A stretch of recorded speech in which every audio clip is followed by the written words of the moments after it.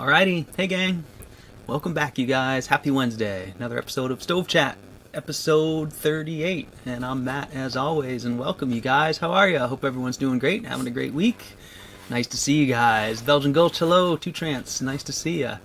So as you guys know, we are here to talk about building rocket stoves, rocket mass heaters, masonry cook stoves, all that stuff. I'm Matt. I've got a website, walkerstoves.com. You can check out links below in the description where I sell plans and give you tips and tricks and help you guys build these stoves. So we're here to help people create super efficient heating stuff. So there's my intro and my sales pitch. Thanks for letting me do that, everybody. Let's get on with the show. Thanks for being here, you guys. Good to see all you guys. Mark, great to see you again too. Pete, Tall Shadow, thanks for being here, gang. Awesome to have you all here. Hope you guys are having a great day. Hope you guys are having a good week. It's been a really good one here. It's so funny, right? Last week, when I did the show, we got cut off because of power outages, and same deal today. It seems like my timing is just so off. Power was out all last night. We had crazy winter storms for these last few days. It's actually been pretty exciting. I didn't sleep very well. My little shack shakes a lot. But the power was out all last night, and I was wondering if I was going to get to do this, and it did come on again this morning. But this is the same situation as last week, where I kind of expect there to be on and off power outages all day as they go around and fix all the trees that are hanging on the lines and stuff. So we'll just have to do our best here. So bear with me. I apologize, you guys. I'm trying to get a little more stable, but shack life is tough. On that note, I have amazing news. Amazing for me anyways. Maybe a little bit better for you. But you guys, I got my beta Starlink. I don't have it yet, but I got I got invited to SpaceX's Starlink beta. Day before yesterday, I got the email. So I ordered it, and it is on its way. So Mark, I don't know about the static in the audio. Let me make a couple adjustments. I think we'll probably just have to deal with it. I suspect it's probably this cell phone router thingy that I'm using. Is that any better? Any better on the static, guys? Fraser, you got it too, huh? Well, I think we'll just have to deal with it if that didn't make it any better.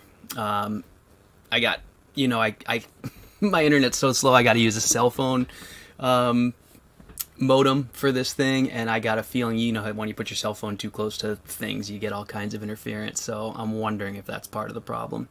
But anyways, we'll just move forward.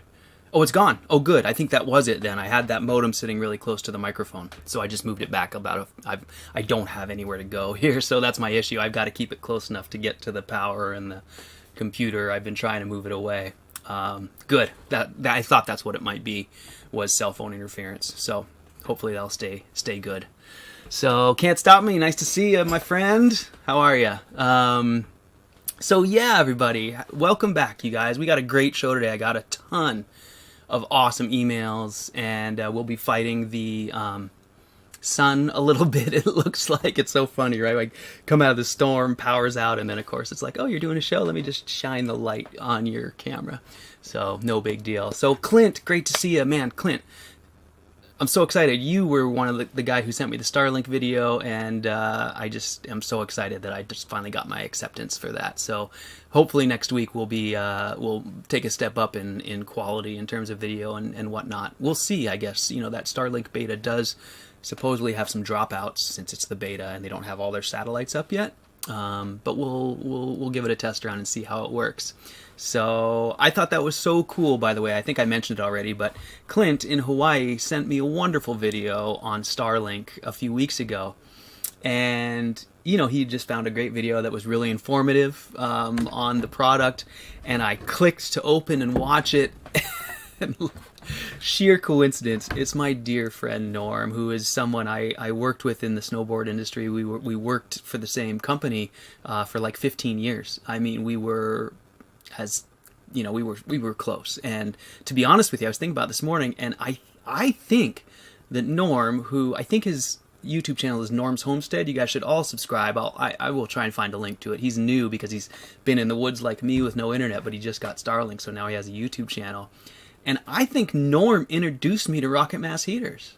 I really do. I think that, so it was just a really cool coincidence, Clint. I really loved that connection that we all made, you know. So Clint there in Hawaii is just send me a video, and there's my old buddy Norm, who I haven't seen for, I don't know, quite a while. He's still not very far away from me. He's like 30 miles away or so, but it was so cool. I really loved that whole interaction. So thanks for that, Clint. Dan, Positive Aspect, nice to see you, man. Happy Wednesday. Hope you're doing great, my friend. Hope you're having a nice summer. I wish it was summer here. I'm ready for some warmth and some waves, but we'll get through this winter, and we'll build some stoves and keep ourselves warm along the way. So let's see. We got a lot of stuff to go over today, you guys. I got some great emails, like I said. I got a lot of great photos and things like that, questions. So I'm looking at my list right here. That's why I'm looking down. First thing I want to do is I would like to say Always Learning. I don't know if you're here, I haven't seen your name yet, but Always Learning sent me a couple great emails this week, and I just want to say thank you to you, Always Learning, for that. And what they were is they were examples, and I'm not going to share them here because it isn't pertinent exactly where they were. But what it was they were Craigslist links, and they were Craigslist links to free things that we use. So he sent a link to free firewood. There was tree services cutting down giant maples in the city, and they just had the stuff out on the road, and they had a Craigslist ad up, you know, come get this stuff if you want it. So I thought that was a really cool resource. We've talked about it before, but he just sent me an example of it happening in his town a few days ago. And so I just wanted to bring that up to encourage you guys to make sure you put some searches in on your local Craigslist if you're interested in that kind of thing. So one of those things is firewood. And then he just sent me one, I think it was this morning, and it was a free glass top stove. And you'll see that a lot, I think, if you start paying attention. And even if people don't post them, it's probably worth posting wanted or looking for your broken kitchen range with a glass top, because there's going to be a lot of people who have those things break. They're going to go on Craigslist to look to find a new one. They're going to say, oh, look, this guy's just going to come take this thing away from me, save me the hassle. So you can do a really good job for yourself getting resources like firewood, like glass tops, like insulated kiln bricks. Those are all the sorts of things, or even free red bricks. Those are all the sorts of things that'll show up sometimes on Craigslist. So you guys know I love to build stoves with salvage material. And so I just, I wanted to, one, say thanks to Always Learning for sending that along, and two, I wanted to, make sure to encourage you guys that if that's something that appeals to you, to make it happen. Be proactive. You can find that stuff if you put some time in, and it might not be there today. But like I said, if you drop some lines in the water, put some, hey, wanted your broken glass top stove, or not working complete glass top stove, something like that. It might take a few weeks, but you'll probably get a response at some point. So just wanted to throw that out there and say thanks to Always Learning for that. So there's that. And I would like to, if anyone has any questions, by the way, I'm always open to questions in chat. And it's probably good to get, if you have a big one on a current build or something, to get them in early, because you guys know I'll just start talking and never stop. But we'll do what we can. I'm looking at all my stuff. It says my stream is not streaming so well, but we'll just keep going anyways and see what we can do. So one of the first things I wanted to go over was this amazing email I got from a really, really, really incredible fella named Douglas, who just did a wonderful build on it for a little tiny sort of a garden shed that he's got. I apologize, Douglas. It's not a shed. It's a lovely little structure. I noticed it was near your garden, so it's like a garden cottage, let's say. And what Douglas achieved is something that I think is really special, because we haven't seen very many, if any, of these successful. So I really am excited to share this with you guys. So Mark says, I got super deal on Craigslist for a ton of bricks, including fire bricks, also steel drums. Awesome to hear, Mark. That's so great to get that encouragement, because like I said, I think a lot of people they just sort of like do a cursory look and think, oh, I'm not going to get this stuff. But yeah, if you stick to it, you will. You'll find bricks, fire bricks, steel drums, kiln bricks. There's people out there who are moving into a new house, cleaning out their shop, whatever it might be, cleaning the farm, the back 40, and there's stuff laying there that's been there for years that they don't want to deal with. And so those are opportunities for us. So anyways, Douglas built a working 4-inch J-tube rocket mass heater. And it's a really spectacular build. There's nothing crazy out of the ordinary with it. But hey, Manny! Aloha, my friend. Welcome, man. Glad to see you. Been thinking about you guys, you fortunate Hawaiians lately. I hope you guys are having a great run over there. It sure is appealing to me right now. But nice to see you, man. I hope you're doing great. And Mark says you got to check it often, meaning Craigslist, which is right. If you're going to score, you got to check it often, or like I said, drop a wanted ad in there, and sometimes that'll get you some people coming your way as well. So going back to Douglas's 4-inch build, so we haven't really seen too many successful 4-inch builds, and what I really like about Douglas is he just did it really by the book, as it were. There isn't a book for 4-inch, but what he did was he applied so many of the principles that we talk about here. And in doing so, he was able to create a successful 4-inch burner. And Manny, of course, is our other star who's also done a great job and been able to create a working 4-inch burner. I believe it's 4-inch, Manny. I might be incorrect, but I remember it being small.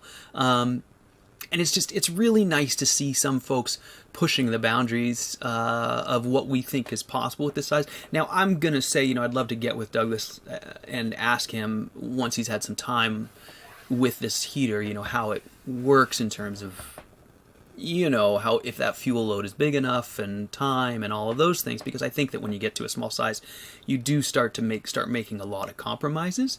But in some cases, like for instance in Manny's build, that compromise is just fine because he has a small place. He doesn't need much heat. He's got small format fuel. Excuse me if I'm putting words in your mouth, Manny. I'm just sort of trying to get the point across. But the general idea is that there's compromises as you start to shrink that burn chamber and the whole thing. You just start to get into, you start to give up some things in return for smaller size and things like that. And so it's nice to see some people, having some success. So Manny says he's stoked on his 4-inch batch. Works great. So, that just makes me so happy to hear. So without any further ado, let's get into this. Let's see if I can get the photos up. And let's see if we can take a look at this. So this is Douglas's 4-inch build, and he did it using really simple methods that those of you who've been following me for a while will recognize. Makes me really happy to see. So he did a old school Walker perlite and clay riser, and he did not use a metal flue liner. I'm going to assume I haven't been able to follow up with Douglas on this, but I'm going to assume he used like some PVC or a cardboard tube or something for the internal form and then pulled it out or burned it out. He said he didn't have a metal liner in there, so I'm going to assume he used a PVC tube and pulled it out, or maybe cardboard and burned, like I just said. So, but anyways, just a real standard 4-inch clay perlite riser. We got a couple pictures of it here. And those of you who've done this with me before will recognize it. It looks all too familiar. I've got a few of these down in my shop right now. And that's a great note, by the way. I have, it's not my original one from inside, but a couple from outside that were old test risers. But I have a few of these risers that look just like this. Much bigger, of course, but that have been around for like 10 years now. And they're holding up phenomenal. Now, they're not currently burning, but they may have burned for like 4 or 5 years, and now they're sitting in my shop, and I could easily just put them right on a new build, and away I go. So I'm still really a big fan of this type of construction.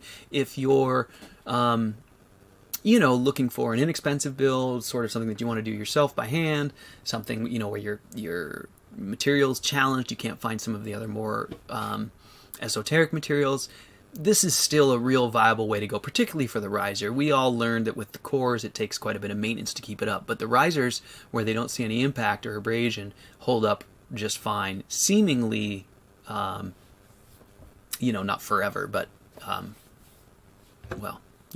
forever for us. So there you go. So hey Ryan, nice to see you. And Short Bus Life, glad you're here, man. Welcome back. I got a great. I was thinking about you, Short Bus Life, because I got a great. Got to watch a great video that had some chicken in there, and I'll get to that in a little bit. Yeah, YouTube's slow on the reminders. I know. I can't figure out that stupid subscribe bell. Tell me what the all things. You know, I try and do it for some of my things I subscribe to too, and it's really spotty, isn't it? I apologize. I've been trying to be regular with my schedule here, so hopefully we can settle in. But yeah, counting on those YouTube reminders can be a bummer. I apologize for that. So going back to Douglas's very cool build here, there's the riser, very cool, and then we move on to the core. Now, one of the points that Douglas made in his email to me was, he said, you know, I made sure to use ceramic fiberboard for my core because I know that when you get into this small of a core, any heat extraction due to the mass is going to be really detrimental to the burn. So he made sure to insulate it as best as he could. I think he's got a solid slab of I'm not sure what it is on the bottom of the firebox. I'm assuming it's fire brick, but I can't really tell. But that's the only place that's not insulated. The rest of the core is insulated. And then he did mention that he spanned the bridge here of the burn tube and then made sure to cover it with a larger piece of something so there was no pressure down on the ceramic fiberboard. In other words, he spanned it, I think, with a large piece of brick. We might see that here in a minute. But you can see how small it is. I mean, these little 4-inch cores are tiny. I mean, I think this thing, total length, I'm just guessing, but I'm going to say it's somewhere in the 16-inch long range. And as you can see, what he did here is something I thought was really brilliant. He knew that he wasn't going to be able to get in through the top here to clean it out because it's so small. So he left the end open. And then he just has a little cover that he built for it in the final build, which we'll see, that allows him to clean it out horizontally. And he said he built a little tool for clean out as well. So right there, he eliminated a lot of the problems that we run into with a burn chamber that's this small. Because one of the biggest things that happens is they plug themselves up really quickly because there's nowhere for the ash to go, and they're so small that any buildup of ash represents a pretty significant restriction in there.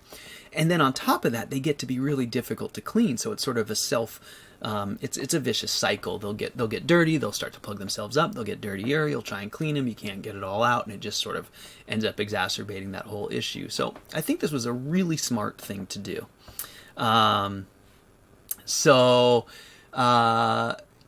Really, really cool little build. Really simple.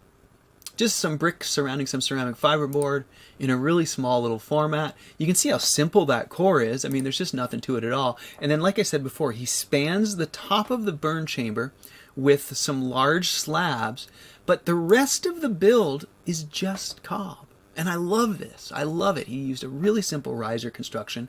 He used a few little tiny scraps of ceramic fiberboard, a couple salvage bricks for the form around the core, and then the rest is just cob. And look at how simple this build goes together. And look at how nice it looks. You know, I think it's just amazing.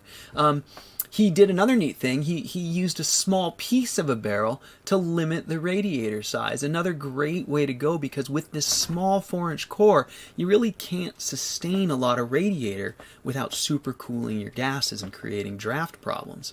So by limiting his radiator size, he was able to make a stove that performs at a good level in a wide variety of conditions, which is something that all of us really shoot for. He did say he embedded a rim, I think it's a clamp ring, in this clay so he can remove his radiator.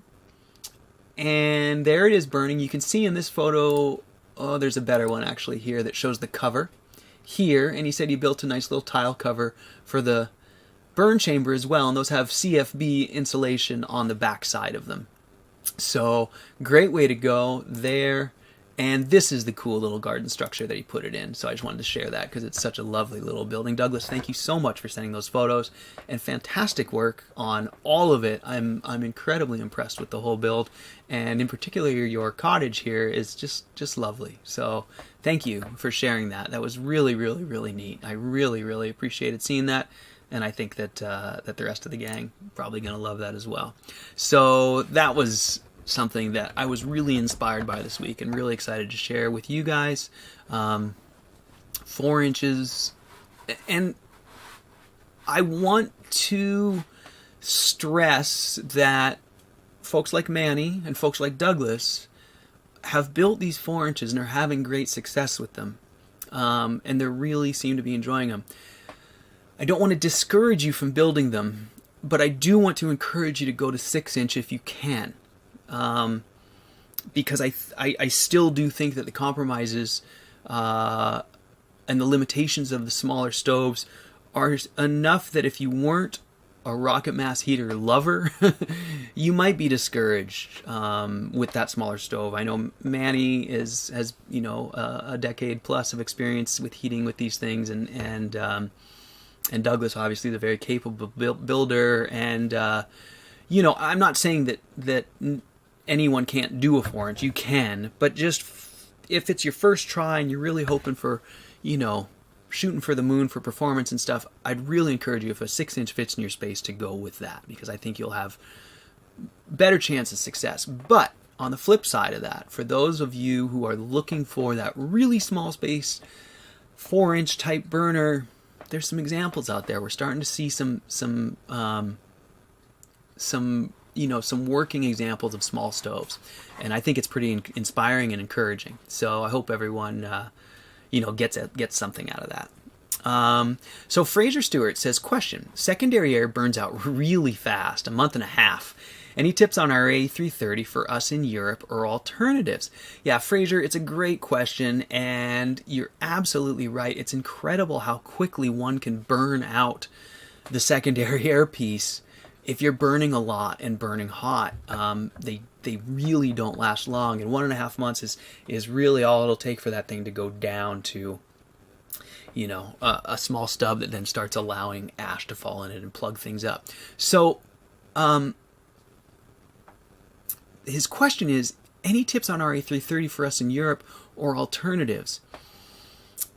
From what I understand, the brand RA330, Rolled Alloys 330, is not available in Europe, and they won't ship it there. Now, I've had a few folks in Europe try to get it and said they just couldn't do it.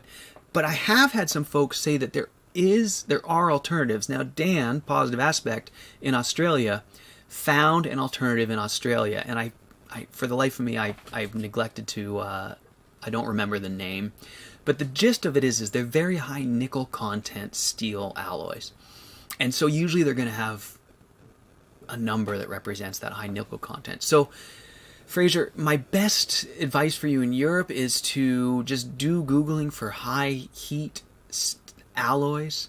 Often they're used in automotive applications or aerospace, so you might look into those venues. There's another option which may not be terribly affordable, but I don't know if it'd be that bad either, and that's our good friend right here in the chat, Belgian Gulch. So Belgian Gulch has his web store, Dragon Tech RMH, I think that's it, .com, and Belgian Gulch is selling RA330 riser stubs single, a la carte, by the piece.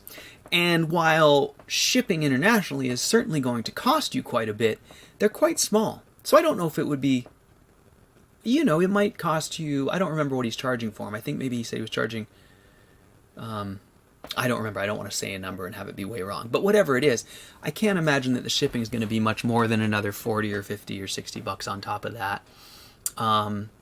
To get it there to you in Europe. And if it's going to be, and I do believe that they are permanent. I do believe they'll last a lifetime.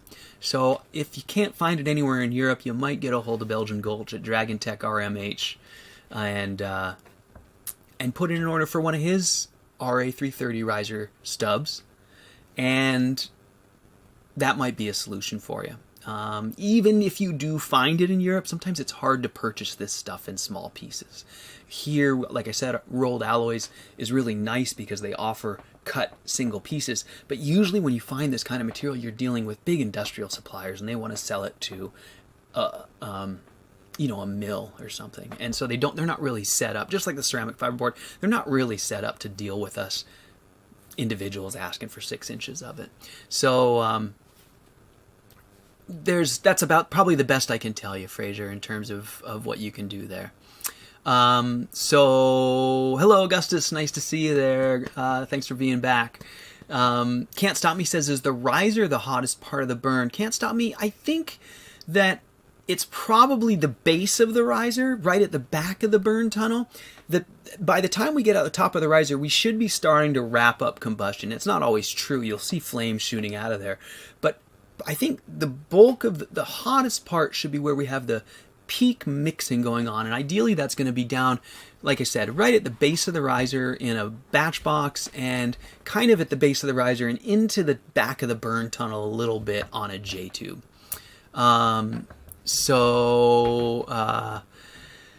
Short Bus Life says, on mine, my secondary comes in under the ash pan and enters from back above the fire base of riser. Might be worth having secondary air intake at top of riser to reignite unburnt fuel. Yeah, interesting, Short Bus Life. I've had a lot of people try that, but I think that our best goal is to try to get as close to stoichiometric, in other words, the perfect blend of air and fuel, which we will never do, but we want to get as close as we can to that in the lowest part, in the forefront of the stove. Any air you add after that is almost surely going to add dilution to your mix. In other words, you're just going to be adding more cool air for the stove to heat up and lowering efficiency. So it's the goal, in all of these designs. What we found, both Peter and I, through a lot of testing, is that secondary air should always be injected prior to the mixing elements, prior to the combustion zone, because otherwise you're just catching things at the tail end. There's not much fuel left in the gases, and if you add a whole bunch more air, you're just going to end up with a really wacky mix, and you will probably be taking things backwards. So it's a better option, in my opinion, to try and achieve that better burn all in one go in the beginning. When we talk about burning leftovers at the end of a burn, that's usually where in modern stoves a catalytic converter comes in. And I don't think you're going to have much luck just adding air, because you're starting to escape the high temperature zone, and just adding air is going to exacerbate that. You're going to cool it even more. So Short Bus Life says top of the riser should be the hottest part, but I don't think that's true, Short Bus Life. I don't believe that's true. I could be wrong, but I think the hottest part is actually right where the vortex is happening. In a batch box, it's a vortex this way. In a J-tube, there's a bit of a vortex like this at the bottom of the riser, and I think that's where your hottest temp is. Now, that's my opinion. You guys may be right. We need someone with high temperature testers to really verify that, but I'm pretty sure. And of course, hold on now, I should qualify that. That's really going to depend also on the speed of your draft, because that hot spot's going to move downstream as you start to draw harder and harder. So it really depends on how your stove draws, how it's drawing at that moment, how cold it is outside, how hot it is inside, fuel, blah blah blah. So there's a lot going on, but what we want to shoot for, in my opinion, is a design that keeps the best part of the burn right down in the bottom of the riser. Positive Aspect says, look up Alloy 600 or Alloy 330. Look up VDM Alloy in Germany. They have places all over Europe. Fantastic information, Dan. Thank you so much for that. So Mark Delozier says, horizontal burn tunnel looks too long, but if it works, that's great. Yeah, the dimensions looked a little bit funky, but you have to remember that that's one of the biggest problems with those smaller designs, is that you almost end up with no room for the rest of the build if you pinch it too tight. As a matter of fact, even my 6-inch plans, you have to slide your barrel to one side a little bit, because you start to lose enough real estate over the top of that burn tunnel as you build up that riser. As you noticed in Douglas's build, his riser had wall thickness of like 2 inches or more, meaning that you've grown 6 inches, 4 inches to 6 inches it just gets hard to fit everything. So you sometimes you have to extend that burn tunnel a little bit. So let's see.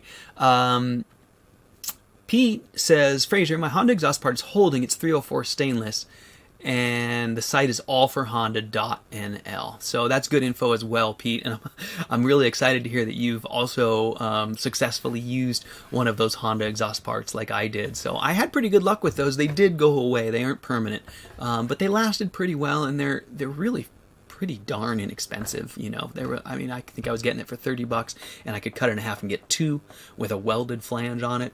It's a pretty good deal in my opinion. I could have done that over and over again and not been too upset with that. So Manny says maybe Belgian or Luke can stock it and ship to EU. And Manny, that's exactly what I'm saying. I think Belgian Gulch, our friend Tom there, does stock this RA330 stubs. And if we can twist his arm a little bit, maybe he'll ship to EU. Like I said, I don't think it would be exceptionally expensive, and I think for a lifetime part, it would probably be worthwhile. So Can't Stop Me says, why use ceramic fiber on the lower part of the burn when the riser should be hotter?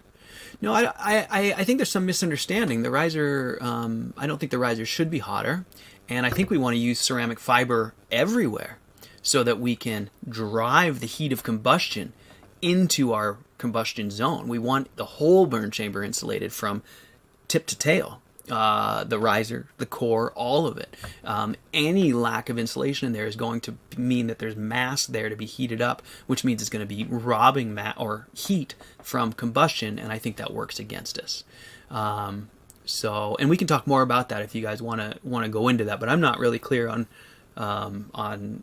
the idea of the riser being hotter. It really isn't. It shouldn't be. The whole core is the combustion zone. Our goal is to combust all the gases before they get out of the riser. So ideally our hottest part is down low, because if our hottest spot is up high, we're blowing it, because that means we're having a lot of combustion happen up there, and we want our combustion to be almost done up there. If you are at your hottest at the top of the riser, that means you're combusting up there, and that means you're going to let some gases out, hit that cool cooktop, instantly quench combustion. You're going to have creosote.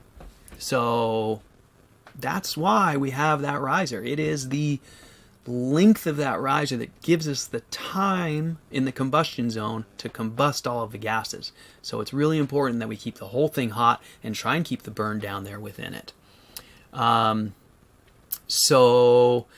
Let's see. Augustus says Belgian Gulch, the store looks great, and it does. Belgian Gulch, it looks fantastic. Thank you so much. And there we go. Look at that quote, Belgian Gulch, right there on top of it. $38 to ship one to the Netherlands.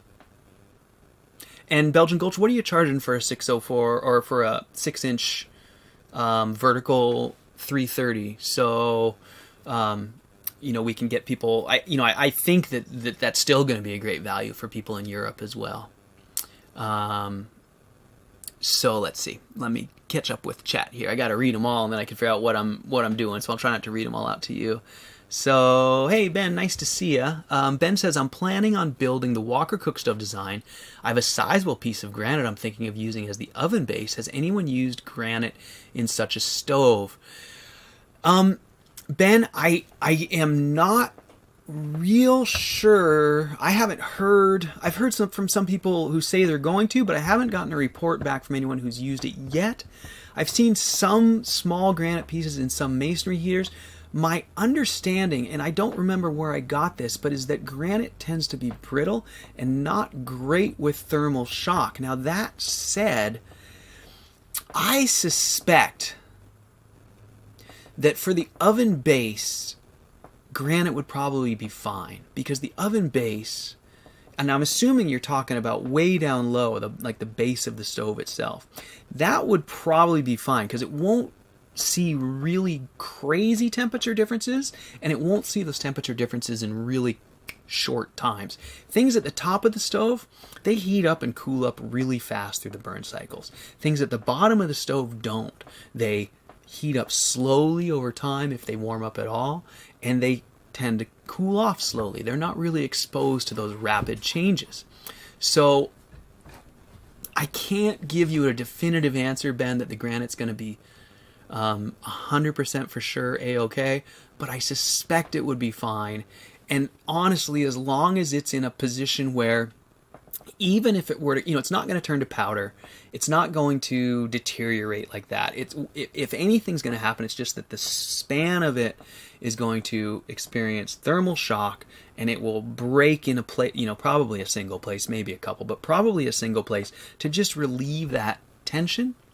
And once it does that, it'll probably be stable. So as long as, usually when we build masonry stoves, we've got these pieces of masonry rock in there, and it's okay for them to crack because they can't go anywhere. So it's probably going to be okay, Ben, I think. Now, I've had people ask about using granite on top of the stoves, like for bell tops or bench tops. And in those cases, I always say I think it'd be a good idea to insulate underneath it if you can, to keep it from seeing those quick temperature changes. But in your case, being down low in the stove, it probably will be okay. So there you go. So Short Bus Life, I don't think Belgian Gulch is going to be able to put links in the comments here. Maybe I can. It's Dragon Tech RMH, I believe. Belgian Gulch, did I get it right?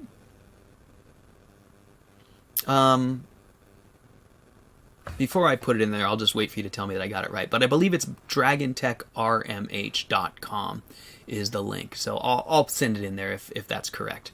So let's see. You're welcome, Fraser. I hope that answered your question. Okay, let's see. So Clint says, any suggestions for measuring temperatures in different locations of the stove? Yeah, Clint, there's a lot of ways you can go about that. Really depends on how much you want to spend and how much detail you want to get. But you can buy thermocouples, and you can buy data logging thermocouple, I don't know what you call it, brains, microprocessor, controller, I think may be the right word. But if you just search, I've seen these kits on Amazon, and what you buy is you buy a little head unit that has a variety of inputs, right? You might buy, the cheap ones have 1 or 2 inputs, the expensive ones have 6 inputs. The cheap ones don't have data logging, the more expensive ones will do data logging. And it just depends on how many inputs you want, and then you can purchase these K-type thermocouples for them, and you can just install those in the stove as you build it. So you can put them, protruding from the mortar into the space. And in that way, you can measure your temperatures at various places through the stove.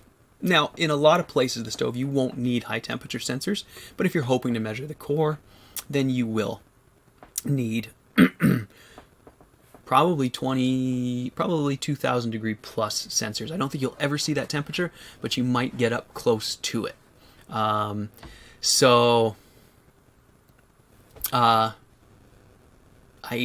hope that helps. I wish I could give you really specific details, but what you want to look for is thermocouple. K-type is for higher temperature ones. To be honest with you, I'm not 100% sure what that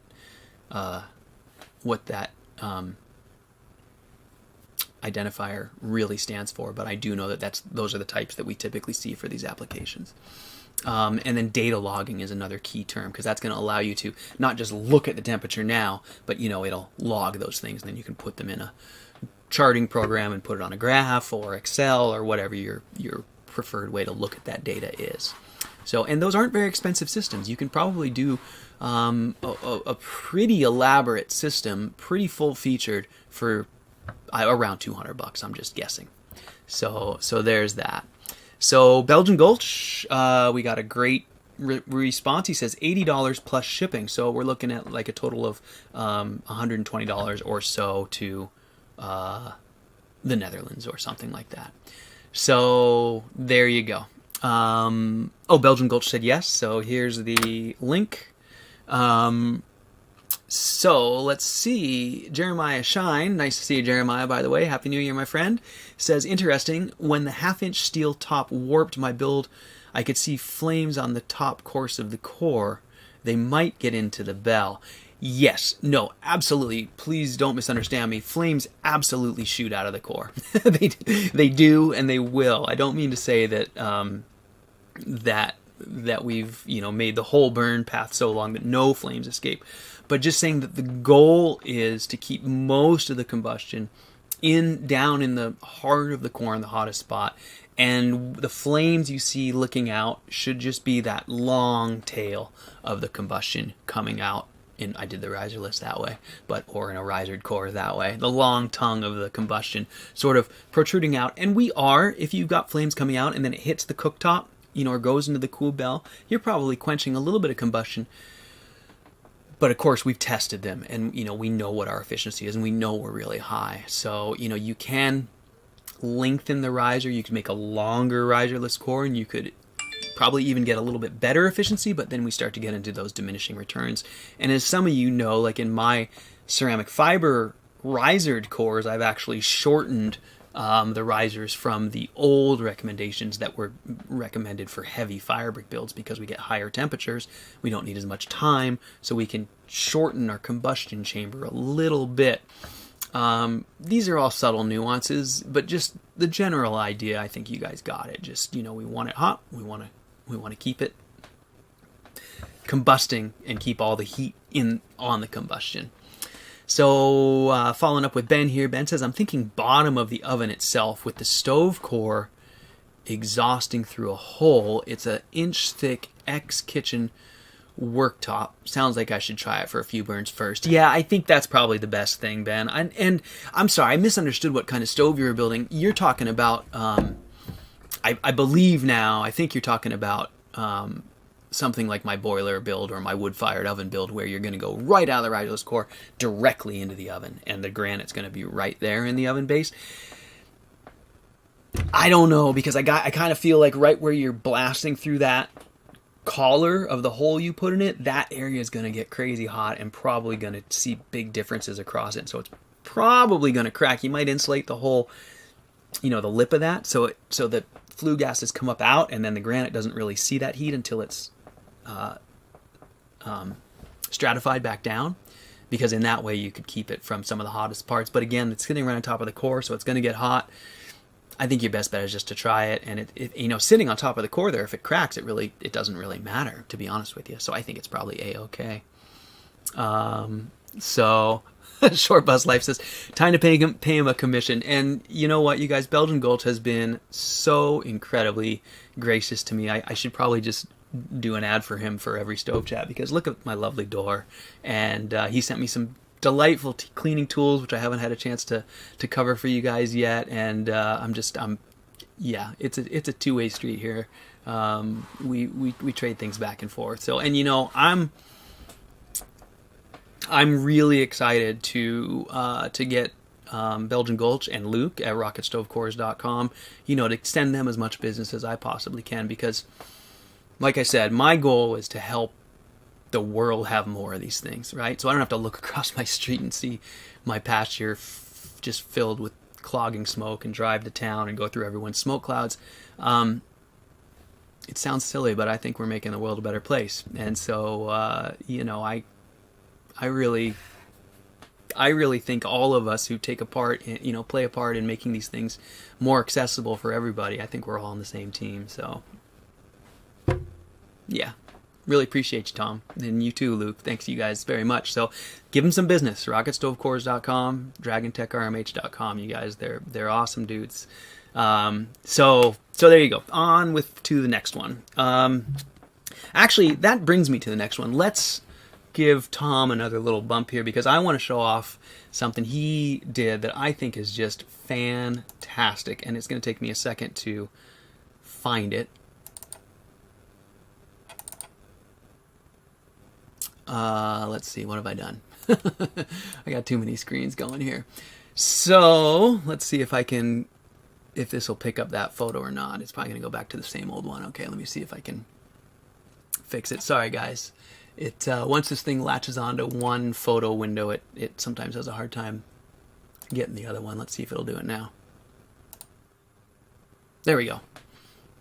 This is one of the coolest things I've just about ever seen. Tom, congratulations on this incredible light bulb over your head. I just love it. So you guys will recognize this. It's secondary airpiece. It's of my design, just the standard, simple, round vertical. But do you guys notice what he's done here? Do you see this socket at the bottom? It's an easily removable and replaceable vertical. How cool is that? And Tom, I don't want to encourage people to steal your idea, but for those of you who are building with mild steel and needing to replace these all the time, this is a fantastic idea. Now, you can buy these from Tom at Belgian Gulch for an incredibly reasonable price, and you can use either mild steel or RA330 for this vertical. Big cost difference in the RA330, but of course it'll last forever. You won't be replacing it every year, every month, or whatever, depending on how you're burning.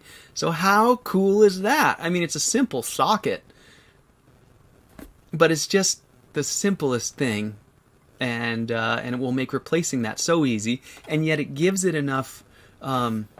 it locks it in place enough that you can throw your wood in there and it's not going to bang around. And I do think that this is probably, honestly, the secondary air of the future. Tom, I think you've just done a fantastic job, and I'm really, really, really impressed. So,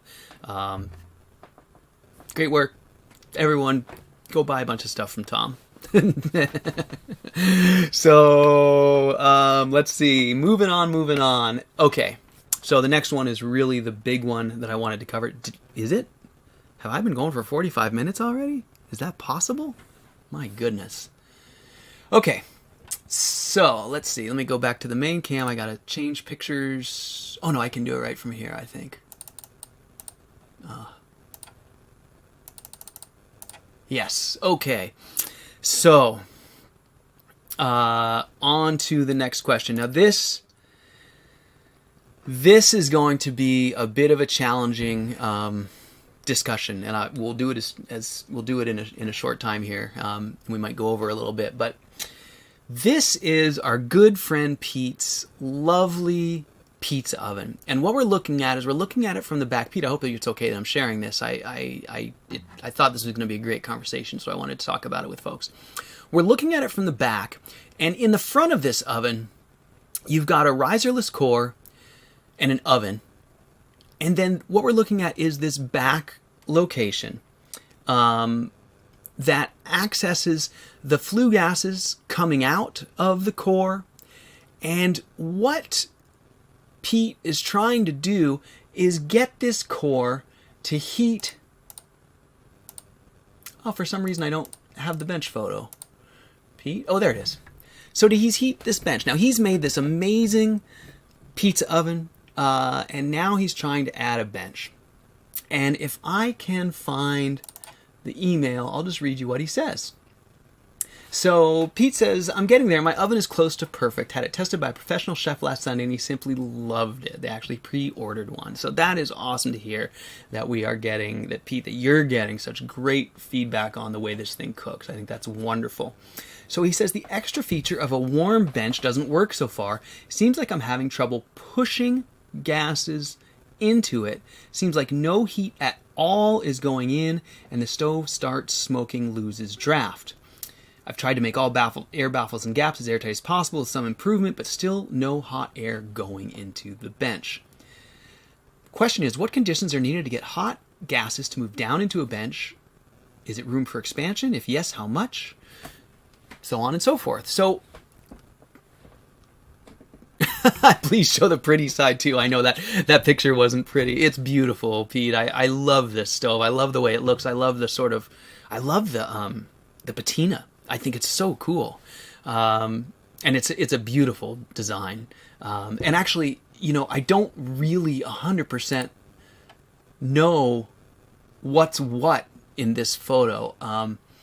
I assume that since I can see that you have a clear path to the chimney here, I'm assuming this is the up from out of the bench and this is the down in the middle, but I'm not 100% sure. But it doesn't really matter. Let's talk about why it's not working. So there's one big clue in your questions, and it says, it seems like I'm having trouble pushing the gases into it. Well, you are, Pete, because you can't push the gases. You gotta pull them. That's the number one thing that you're struggling with here. Is that in all of these builds, until things get warmed up entirely, you're only going to get those gases to flow through the system with draft at the end. Okay? With draw. So first and foremost, we need to maintain heat in the flue gases to get to the chimney. I know you know this. This is a simple concept. But we got to have heat there to start creating that draft to pull things along, because we can't push. We got to pull. Now, second part of that is in the pulling. Now, imagine you guys have pulled on a like a syringe when you're pulling up water, or a pump or something like that. When it's sealed and you go to pull up, you can feel that you're pulling all the stuff, and the seal's getting tighter. But if there's a leak, what happens? The water doesn't come up if you're trying to pump, or if you're trying to syringe, this doesn't come up because you've got a leak. And all of your suction is just drawing air in through your leaks rather than pulling your gases through the system. So, Pete, I think you've got a few things going on here. And the biggest factor, Pete, is that you can't retain any heat in all of this steel. It's all a big radiator. And so it's just like when we have people build their first J-tubes, and they have all those, and they're trying to do a half barrel system. They have all those half barrels sitting there bare, and they send us crazy messages, on the forums and say, it doesn't work. This is a failure. And the reason it's a failure is because they're shedding all of their heat out of the exhaust, and they have no draft.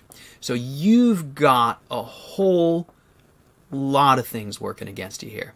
Now, does that mean it's not going to ever work? Not at all. We can totally get this thing to work, man, because we don't really need much heat to go into the bench. We just, you really are only going to get that top of that bench top to radiate. If you try and push it down too low, you're going to try and radiate out of all that surface area.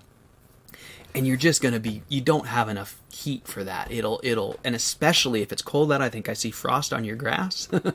So, you're extracting a ton of heat from this thing. And then on top of that, you've got some leaks, which I know you said you tried to fix. But in this picture in particular, I can see this big air gap around the top of this pipe. And so those things are all working against you. So here's what I'm going to suggest you do. First and foremost, don't try and get these gases so low here. Raise this up. You only need maybe just 3 or 4 inches below this exit, just so the gases come in and, don't go right back out. And you might put a little baffle around this exit as well. Or maybe I've got it wrong. Maybe this is your entrance and this is your exit from way down low, which actually that probably is it now that I'm thinking about it. And so if this is your chimney exit, again, same thing. Just cut this off at about 4 inches, so you're not trying to, by the time those gases get down to the ground there, they're cold. That's the biggest problem, is that if they're scooting along the ground heading towards your chimney exit there, and they've been in that metal box, there's no heat left. So the best thing you want to do here is try to just make it a shallow pool of hot gases that flow out that bench top. So reduce this chimney height exit, get it up here so you only just got a little, like 3 or 4 inches at the top. That's just going to create a pool of hot gases at the top. That's going to make a huge difference. Secondly, seal your gaps as best you can. And then there's one more thing that's probably the most important of all. And Short Bus Life, you just nailed it, my friends. He's right on the money. His last comment, preheating the flue. Now, one of the things that I do often, and a lot of us do who have stoves of my design, is we use that bypass strategically to manipulate the burn in different times. And so I will often run my bypass open just a hair. And the reason to do that is that it can't exhaust all of the gases out that way, but you can send a very small bit of very, very hot gases into your chimney. And in that way, so you've got maybe 10% of the flue gases going directly to the chimney, but they're crazy hot, right? But the rest of the gases can't go that way because there's not enough cross-sectional area. So they have to go around the horn and go through the whole system. But guess what? They're going to be getting sucked by the speeding gases going out the chimney, and those speeding gases going out the chimney Well, there's a lot more volume in there than you put in there, so they need more to go with them. So they're going to take the air, the gases from out of the inside of the stove and pull it along. Okay? So what I'm going to suggest you do, which you might already have the ability to do it, but make sure your bypass can be manipulated in stages and try running like a half bypass for a while. Once you get the airtight seals and that chimney exit raised up, try to, work the stove into running by giving it a little direct injection into the chimney. Now, once you get that bench top warmed up, you might start to be able to close that chimney down. You might not. It's going to depend on temperatures outside. I mean, honestly, even if someone's sitting on it, that's going to make a difference. If you put a cushion on it, that's going to make a huge difference because it'll insulate it. So the difference between, there might be, I was going to say 100 degrees because that's Fahrenheit, but 30 degrees Celsius difference or so between, maybe not that much, but if it's below freezing outside, you could easily have a 100-degree bench top underneath the cushion. So that's a big difference. And that's going to be the difference in your flue gases too. So there's what I think is going on, Pete, is that I just think you've got basically way too much cooling for a very small amount of gas and kind of a small amount of heat since it's a pretty small burner. You just need to balance those things out. And like I said, I think the bypass is going to be your key. If you can get that thing pulling really hard and pulling through the system, and then, once you can get things kind of warmed up, it'll just go a lot better. So hopefully that answers your question. And I got to catch up with chat here because I just rambled on forever. So let's see. So Short Bus Life says, which part is the firebox? And Ben Fountain says, is that the firebox opening next to the bench on the right of the oven? And I'm just catching up, so we'll have to go back. I do have better pictures of your stove, Pete. I just have to go find them. We can do that real quick. Let's do that. Let's see. I don't mean to sound creepy, but I got files on all you guys here. So here's Pete's original kind of sketch up of the design, and there you can see the firebox is the side loaded door, and there's the working piece. So as you can see, it's just a beautiful little design. There's the oven. We can't see it very well there, but one of the neat things that he did is found a way to get a neat oven configuration that allows for the floor to be heated as well as the top. It's really a fantastic design, Pete. I just love all of it, and I wish you the best success, man. I really think it's going to be a wonderful success. So let me catch back up with chat here. So let's see. I got to catch up. I apologize. Okay, Pete says, makes a lot of sense, and I'm very happy you believe it can work. Thanks, you're welcome, Pete. I'm glad to hear it's helpful. And Short Bus Life says, or have a small hole drilled in the pickup pipe, maybe 1 inch would sort it. Right, you could do that as well. That's another way to do that. Short Bus Life, very, very smart, is to do like sort of a partial bypass in the gases and let some get out right away. They'll drive the draft because they'll be hot. So great idea, great understanding the concepts. You guys, I love my crew here, man. We got such a great gang. This is awesome sharing ideas here. So Always Learning says second small fire to preheat the bench.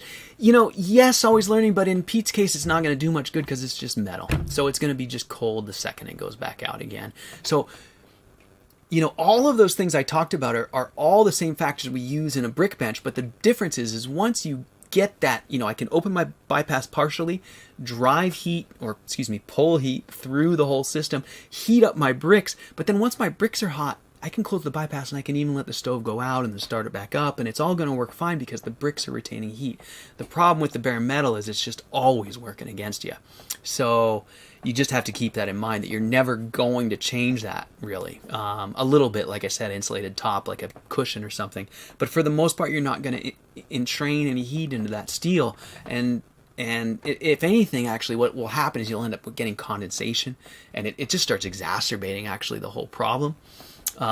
So you really need to come up with a system that pulls hard, pulls the gases through there, and isn't relying on heat in the bench to do it, because you're going to blow that heat out of the bench pretty quick. And then Ryan says maybe insulate the inside of the sides of the bench with ceramic blanket. That is a fantastic idea. So Pete, if you really wanted to go the extra mile, that would be probably the best thing you could do, would be to insulate all sides and the bottom. One of the things I think you're really dealing with is leaks, and since that bottom is open, I think you got cold air leaks sucking in along the floor as well. I think it's open. I assume it's open. It looked like it was, the bottom of the bench. So that might be something you might approach first if you have access. That would really raise your costs a lot, so it might not be something you want to do, because that's a lot of insulation. But it would make a big difference. So great idea, Ryan. Really, really good example. Ben Fountain says Matt's impression of a bypass makes me think of car turbo dump valves. Same deal, man. Same deal, Ben. That's it. And Ben says, so for a bypass, what sort of range is good? 100% doesn't sound like it's needed. Right, exactly. And 10% sounds enough to drive it once it is. But is that enough? 0 to 25% of exhaust days. It's a great question, Ben, and I don't actually have a real answer for you. I think it really depends on your usage and your needs and all of those things. Peter Vandenberg, as an example, doesn't like bypasses because we talked a lot about what he does, but he would just as soon have his stove be designed such that it doesn't need one and gets going off the get-go. And then Pete's stove probably represents the example of the opposite, where it's really probably never going to go without a little bit of bypass. And then a stove like mine behind me is sort of right in the middle, where some bypass helps when everything's cold. I don't need any bypass when the thing runs, and there's a wide variety in between. So you have a really good handle on it, Ben, is that we really never need full CSA through the bypass unless there's one caveat. That is, I get a lot of people who want a wood-fired cook stove that they're going to use in the summer inside in hot temperatures. So in the case of wanting to only heat the cooktop and not heat the body of the stove or anything downstream, then you need full CSA to go to the bypass, right? Because you're attempting to bypass the whole stove. You don't want any of that to go. This doesn't have anything to do with startup. It just has to do with where we want the heat, and we don't want it in the body. So we need full CSA. But in most of our designs, where the bypass is just a feature to help us get started in different conditions, we probably only need a portion of it. Now, in mine, I think it's roughly 50%. That's just out of the top of my head. And it's really just based on what I had available. From the top of the core to the cooktop and to the chimney. You got 6 inches that way to the chimney, and I got maybe 3 inches that way. So, it's probably 6 times 3 is 18. So yeah, it's just a little bit better than 50%, I guess, or right around 50%. But I almost never run it all the way open. Like, I just crack it a little bit to get things going, and then I usually close it off. And sometimes, if it's really like warm out and things are funky, windy or whatever, I'll just leave it a hair open so I have consistent performance. So hopefully that answers your question. So let's see, let me catch back up.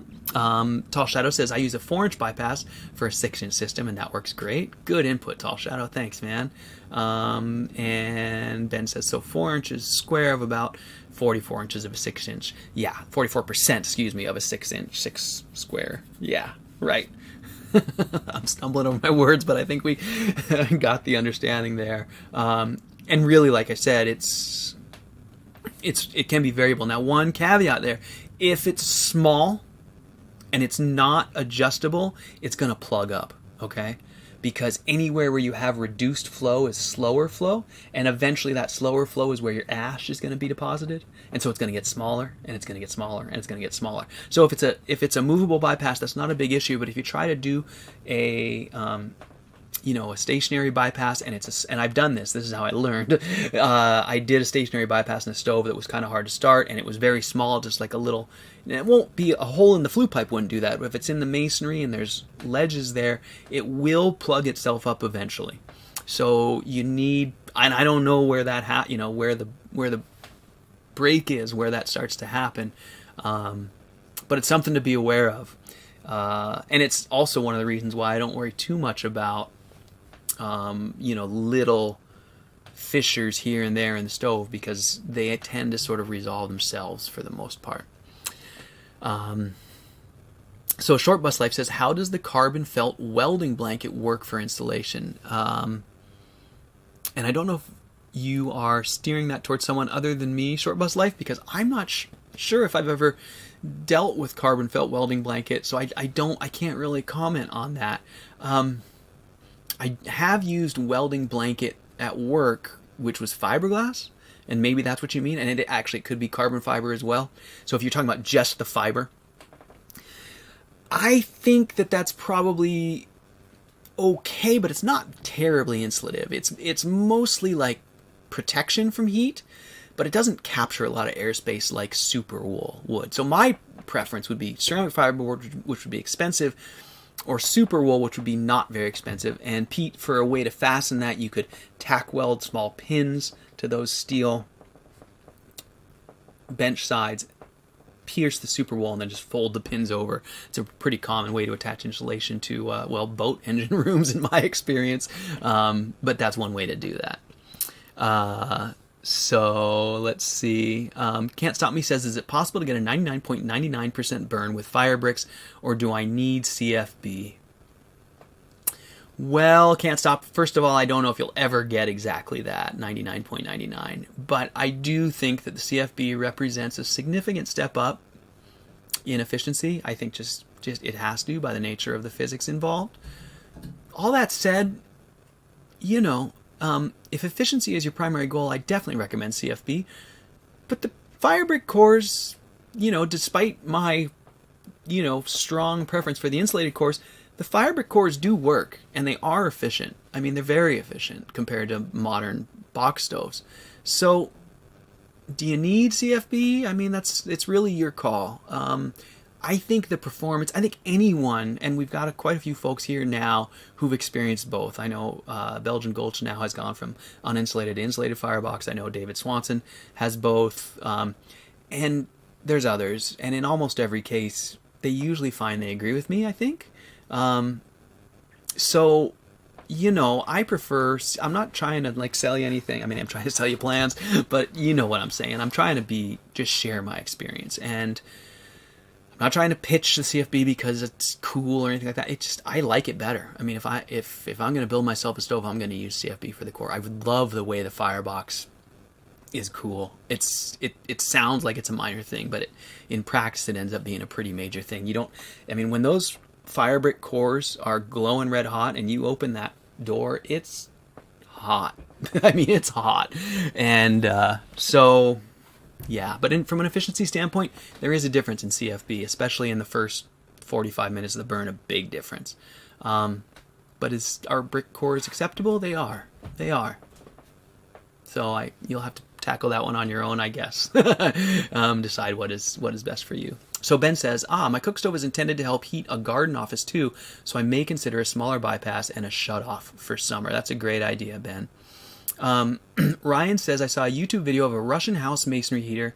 He had a little door at the base of the chimney with a tiny compartment to light a piece of paper on the fire to start the draft. Super cool. Yeah, Ryan, that is a classic technique. And actually, I just got an email from a fella, and I don't remember who. If you're here, I apologize, sending me his modifications for my brick rocket mass heater, and he had the exhaust at the end of the bench because it worked better for his build, and said, can I do this? And I said, you can, but you just might want to build yourself a small combustion port at the bottom of that so you can prime your chimney. So that's a really good way to prime a chimney, is to be able to stick just some newspaper or something in the bottom of your chimney, light a priming fire, and in that way you can provide that pull that we just talked about with Pete's deal and get it going.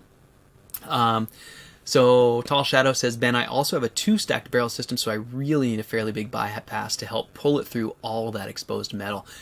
Awesome example, Tall Shadow. Exactly what we're talking about. You can run big radiators. You can run big bells. That's why I always, kind of just, I don't stick tightly to a internal surface area calculation, because we can use our bypasses to overcome conditions that make things difficult. And in the case of big metal bells and lots of radiator space, that's exactly what you want to do.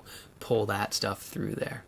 So Short Bus Life says, I have no bypass on mine, but the hot gases hit the side of the oven and the flue is about 2 inches below the intake of the oven, so naturally draws a small amount of the heat straight into the flue.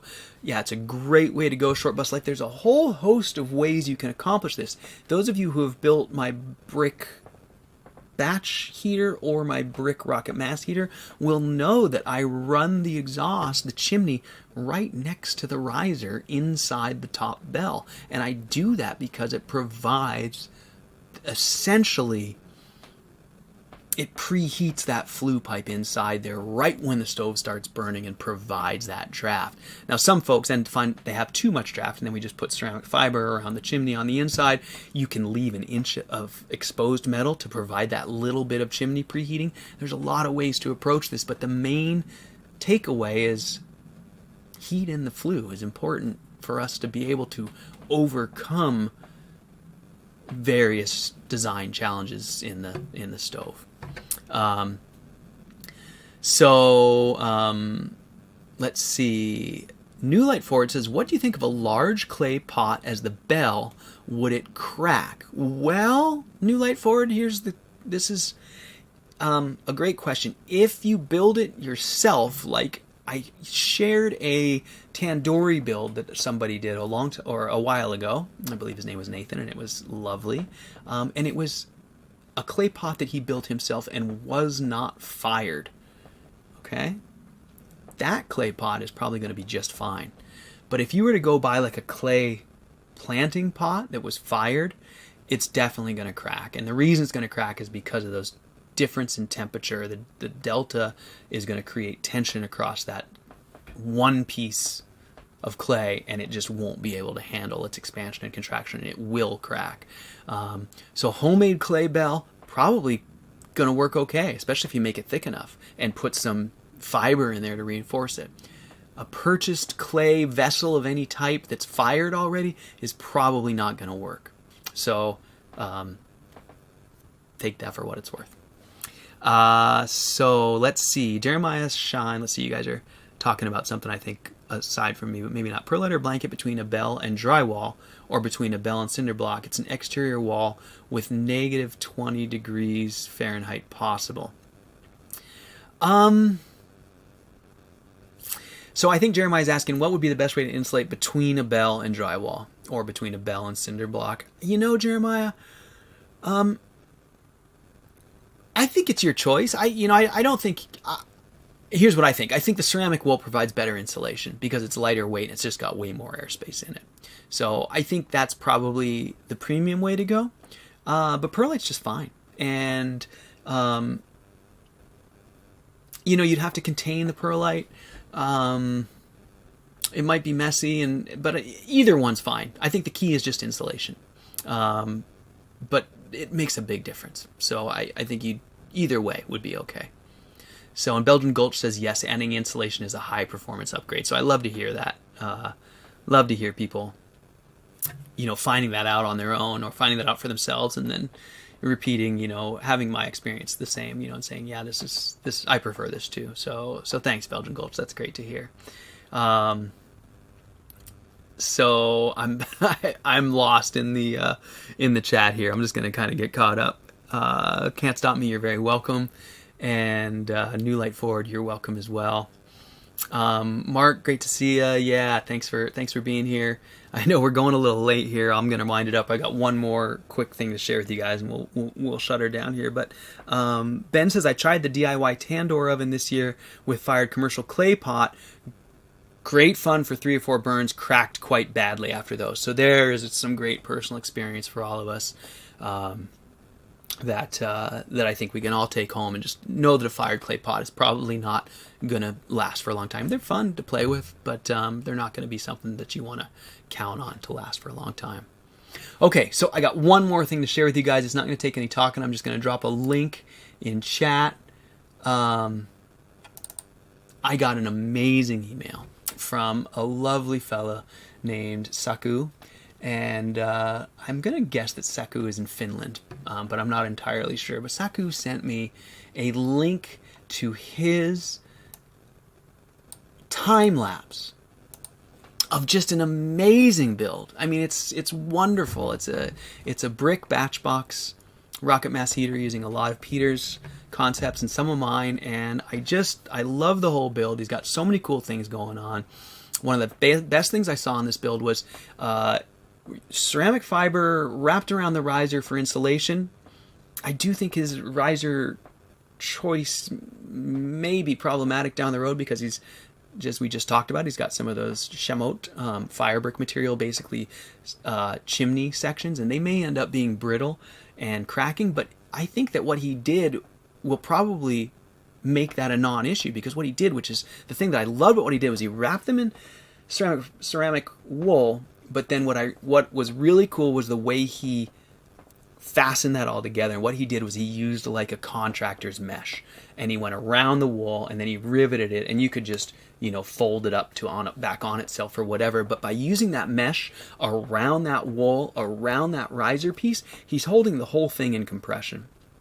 And so those round section pieces, even if they crack, as long as they're being held in compression, I don't think they're going to go anywhere. So I thought it was just a genius way of approaching that, and I love the whole build. He's also got a chicken coop monitor in the background, which I thought was one of the coolest things I've ever seen. So I'm going to drop this link in here for you guys. So if you got some time, it's a time-lapse video of a build. It's lovely to watch, and I want to say thank you very much, Saku, for sending that along, and congrats on your beautiful build. It's really, really nice. So okay, you guys, we went over time a little bit today, but I just have been loving talking to you guys. So thanks so much for being here, you guys. Really appreciate your support and comments, and let's do it again next week. Why don't you guys send me, please send me videos, emails, questions, comments, all that stuff, and we'll come back and do it next week, and I'll try and keep it in time. I can't believe I talk so much. Anyways, you guys, thanks as always. Thank you so much. I hope you guys have an awesome week, and I'll see you next week. All right. All right, I'm just kind of giving you guys a sec to wind up the chat there, but all right, you guys, have a great week. See you next week.